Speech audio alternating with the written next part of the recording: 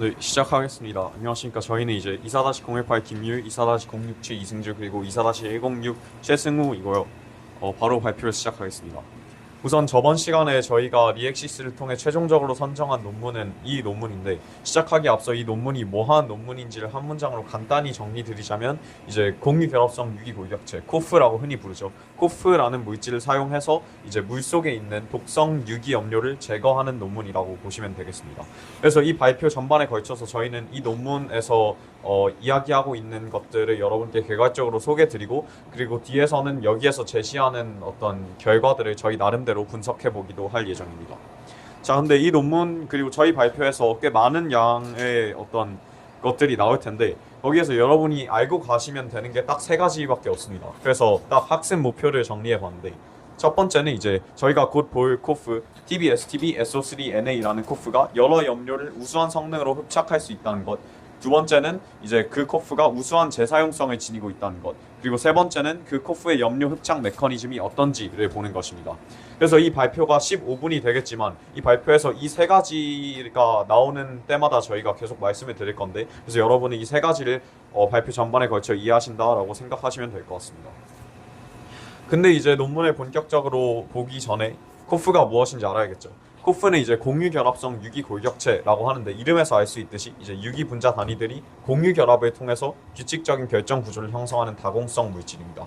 여기에서 여러분이 특히 주목하셔야 될 점은 다공성 물질이라는 점인데, 코프는 이런 다공성 구조 덕분에 일정한 기공 크기와 구조를 갖고 있고 선택적인 흡착과 촉매 반응에 유리하다는 장점을 갖고 있습니다.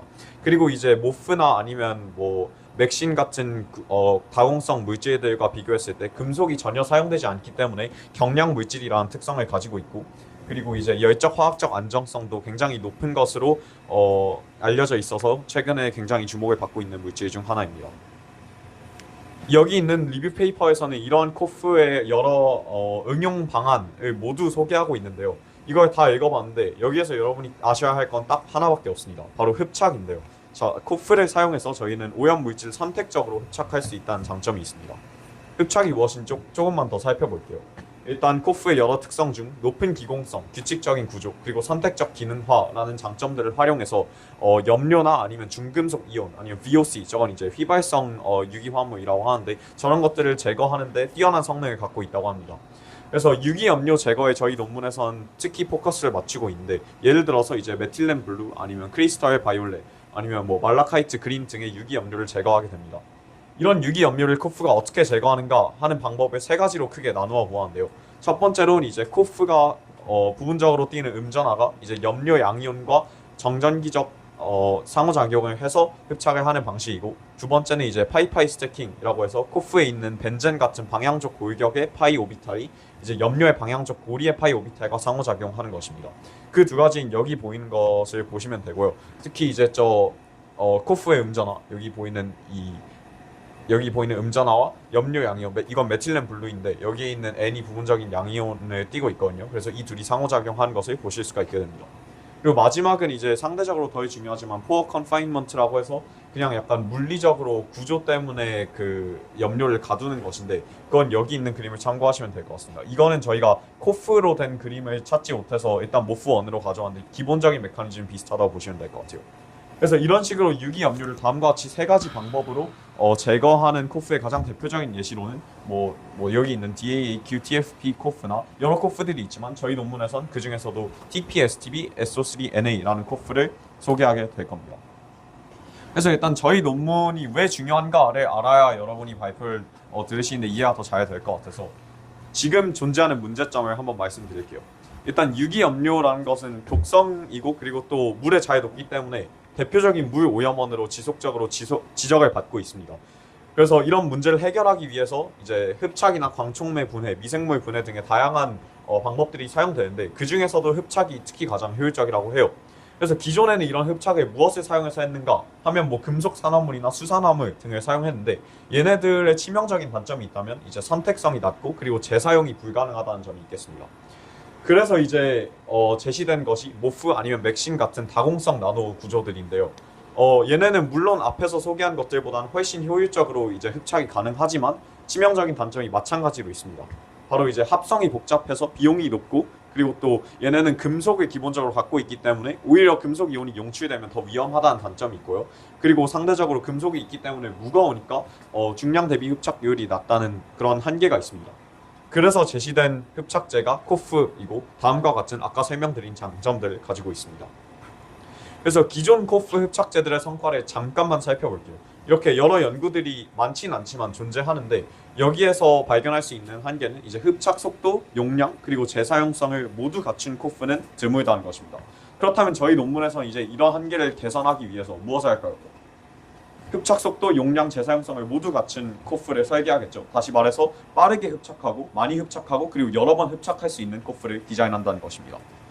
그렇게 해서 저희 논문에서 제시하는 것은 다음과 같고요.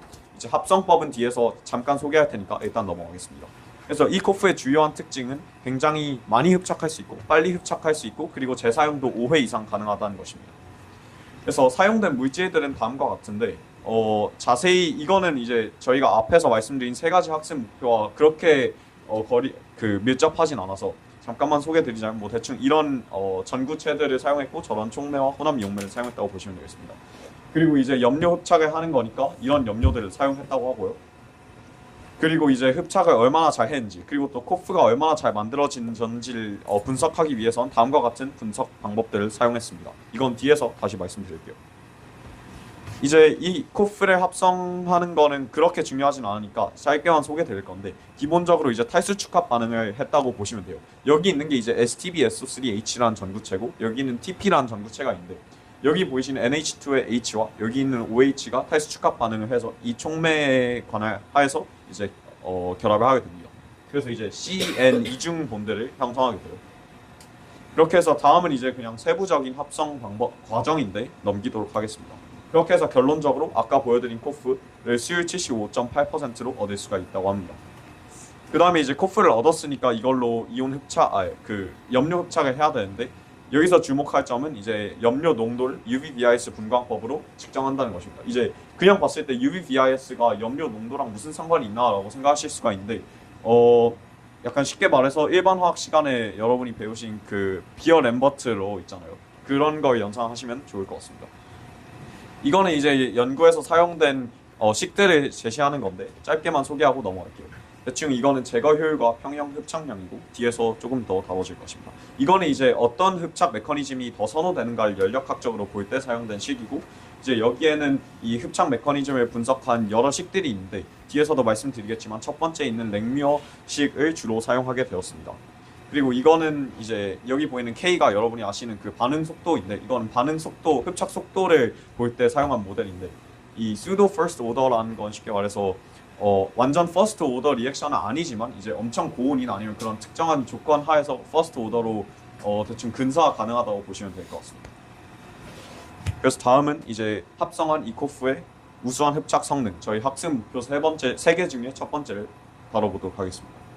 그래서 이제 다음과 같은 네 가지 양이온 염료를 흡착했는데 이제 모두 굉장히 잘 흡착했다라고 뒤에서 말씀드릴 거고 근데 음이온 염료는 아까 말씀드린 이제 그 정전기적 인력의 상호작용 메커니즘 때문에 당연히 흡착이 잘 안 되겠죠. 그래서 10분 후에 제거 효율을 봤대요.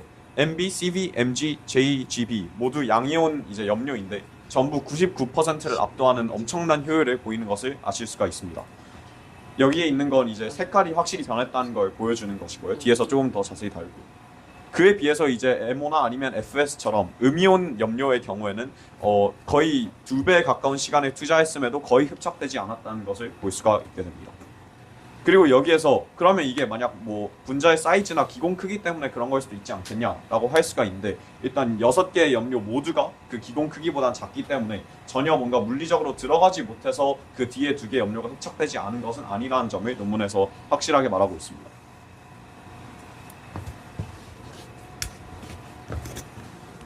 네, 다음으로는 저희가 이 STB SO3NAA라는 코프에 대해서 이게 성능이 좋다라는 걸 알아봤는데요. 그 다음에는 여러 컨디션, 그러니까 이를테면 아이오닉 스트렝스, NaCl을 얼마나 많이 넣었을 때, 그리고 pH, 여러 pH에서 어떻게 성능이 달라지느냐, 그리고 세 번째로 보시면 온도에 따라서 어떻게 이게 성능이 달라지느냐를 살펴봤는데요.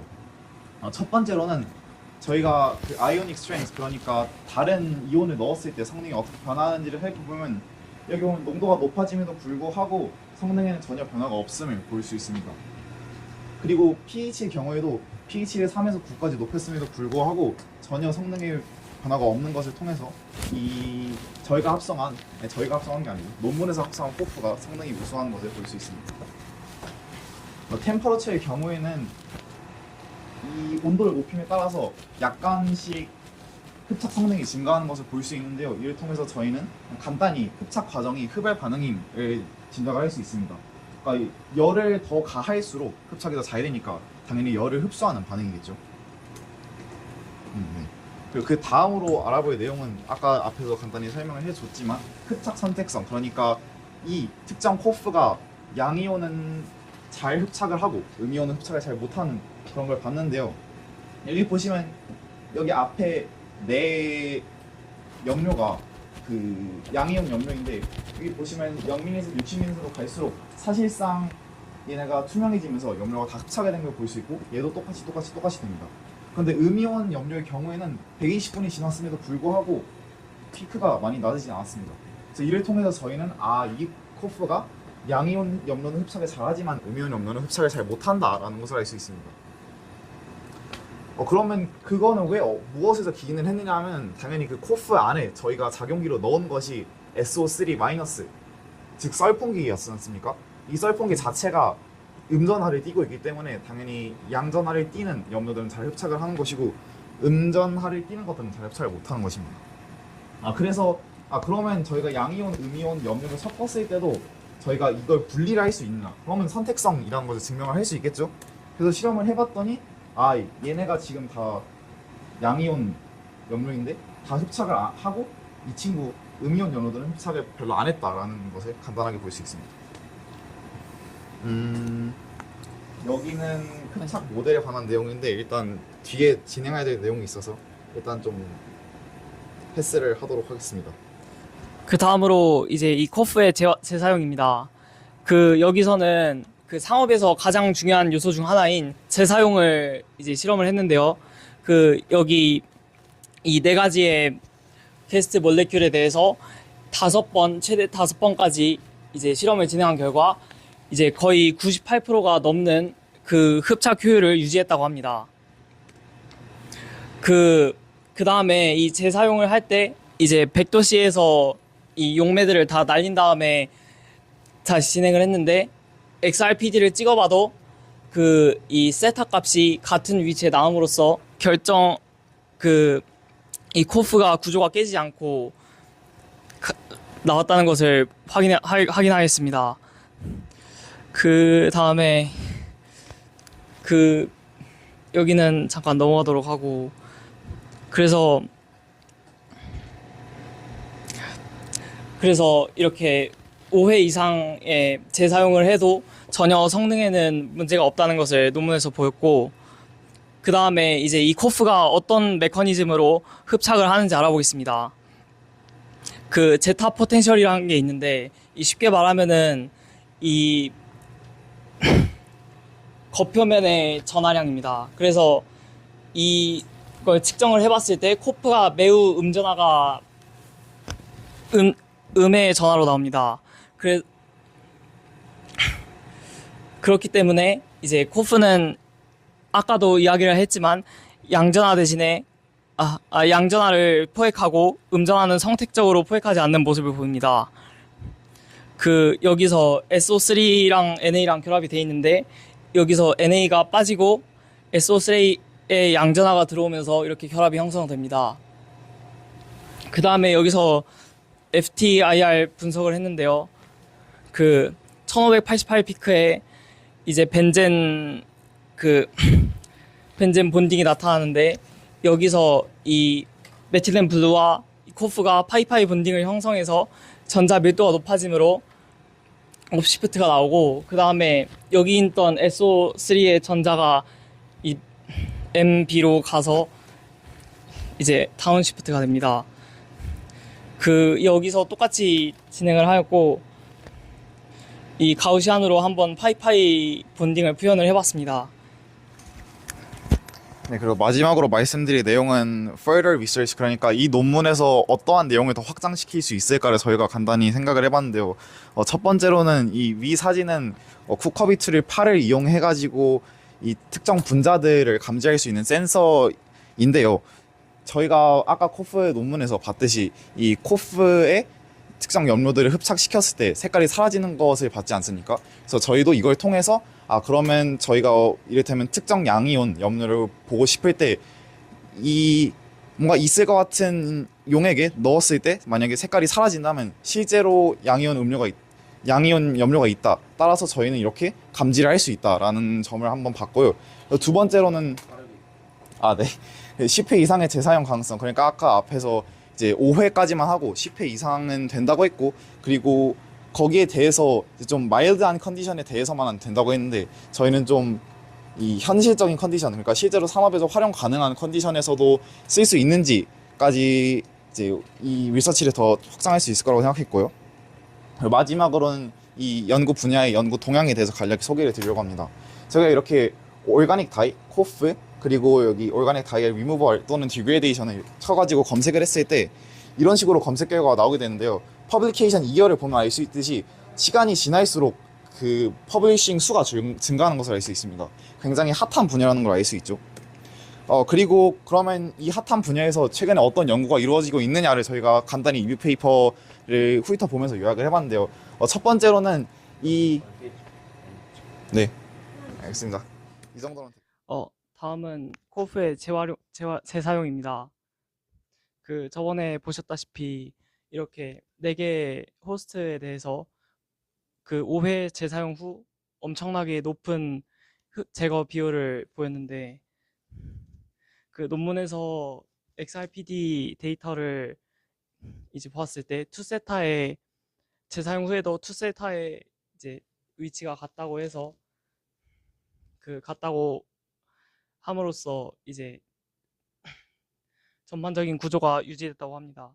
그런데 여기서 피크를 보았을 때 그 논문에서는 나와 있지 않지만 피크의 인텐시티가 훨씬 더 줄어듦과 동시에 노이즈가 이제 조금 생기는 것을 볼 수 있는데, 이제 이로써 약간 그 재사용 후에 결정성이 조금 약해지고 이제 그게 노이즈와 피크 인텐시티가 낮아지는 결과로 이어짐을 알 수 있습니다.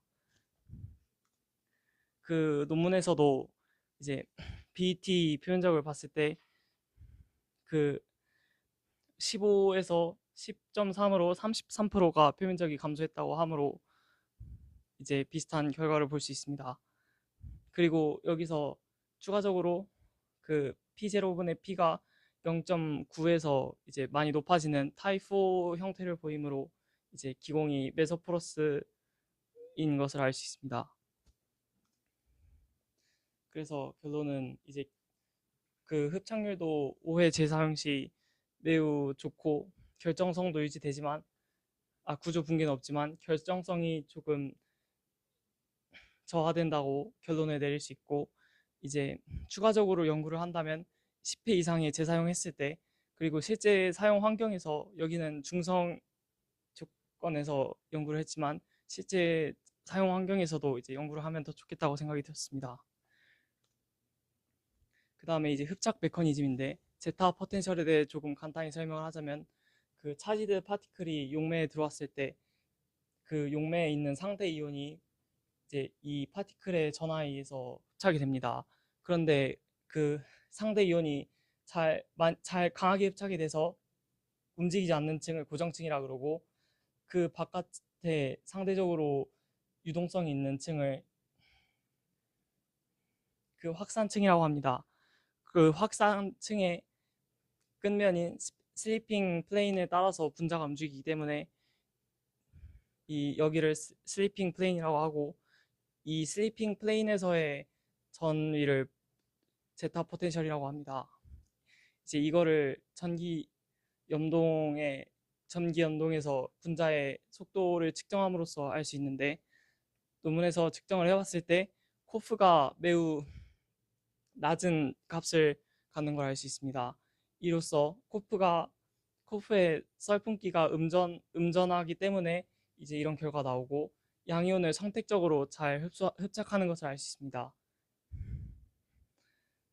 이제 이런 식으로 여기 있던 Na 이온이 밖으로 나오면서 그 양이온을 선택적으로 검출하는 것을 알 수 있고, 그 다음으로 FTIR인데 여기서도 저번에 설명을 했을 때 그 방향 중에 있는 CC가 1588 피크에 나오고 그 CN 피크가 1210에 나오고 이제 이런 식으로 나오고, 그 메틸렌 블루의 단독 피크들이 이제 여기 있는 흡착을 했을 때 피크에 그대로 나옴으로써 잘 흡착이 되고, 그 여기 있는 그 파이파이 CC 결합의 피크가 어필드가 되고, 이제 CN의 피크는 다운필드가 됨으로써 이제 파이파이 스태킹이 일어나고, 그 전압 밀도가 달라짐을 보임으로써 그 썰풍기의 정전기성 상호작용으로 이제 양이온과 잘 붙는다고 설명을 하고 있습니다. 이제 여기서도 이렇게 4개 모두 이제 그 두 피크의 위치가 바뀌게 되고, 이제 이거를 그 논문에서 이렇게만 설명을 하고 정확한 메커니즘이 있지 않기 때문에 그 정확하진 않지만 가우시안으로 간단히 이제 구조화를 해봤는데, 그 일단 호프에서 이 액티브 사이트가 들어있는 부분을 가져왔고, 이제 여기서 보면은 이런 벤젠 링의 파이 결합이 이 원자가 아닌 원자 밖으로 이제 있는 걸 확인할 수 있습니다. 그 IR 스펙트럼을 찍었을 때 정확히 같진 않지만 대략적으로 1200 피크와 1500 피크가 이렇게 벤젠링의 CC 그리고 CN 결합의 그 바이브레이션 피크를 확인할 수 있고, 다음으로 메틸렌 블루를 만들어 봤는데 여기서도 똑같이 오비탈이 이제 원자가 아닌 그 밖으로 빠져나와 있는 것을 확인할 수 있습니다. 그래서 논문에서 제시한 것과 비슷한 위치에 있는 피크들을 이제 모아봤고, 그 다음에 이제 정확히 어떤 메커니즘으로 이제 형성이 되는지 궁금해서 그 가우시안으로 돌려봤는데, 처음에는 파이파이 스태킹이 이렇게 그 샌드위치형으로 일어날 줄 알고 이렇게 구조를 만들어봤으나, 정확히 옵티마이제이션을 했을 때 여기 있는 썰풍기와 이 음전하인 썰풍기와 양전하인 이 아민기가 이제 서로 상호작용을 강하게 해서 이제 가까이 온다고 그 옵티마이제이션을 했을 때 이렇게 결과로 나왔습니다. 그리고 여기 있는 이제 파이파이 스태킹은 이제 요 가우시안 상으로서는 이제 T 쉐이프로 일어난다는 결과를 얻었고요. 이거를 이제 이런 게 매우 자발적으로 일어나는 것도 확인했고, 그 IR 스펙트럼을 찍어봤을 때 논문에서와 같이 여기 있는 CC 본드가 이제 어필드 시프트가 일어나고, 여기 있는 이 CN은 논문에서와 같이 다운필드가 일어난 것을 알 수 있었습니다. 그런데 여기 있는 구체적인 수치를 보시면 이제 CC 본딩은 논문에서는 거의 9 정도 가까이 변했는데 여기는 얼마 이제 한 2 정도밖에 변하지 않는 것을 볼 수 있고, 그러면은 아까 저희가 옵티마이제이션 했던 결과보다 파이 결합 벤젠 링이 더 가깝게 위치해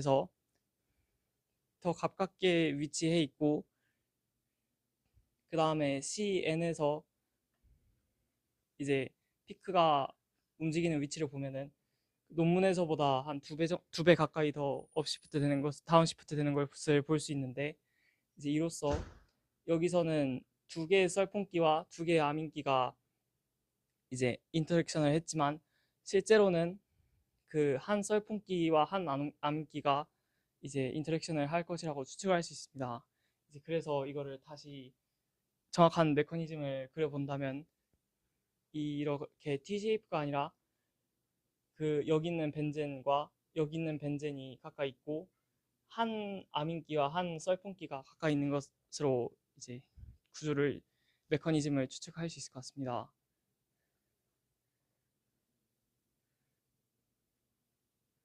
그 여기는 저번에도 잠깐 설명을 했는데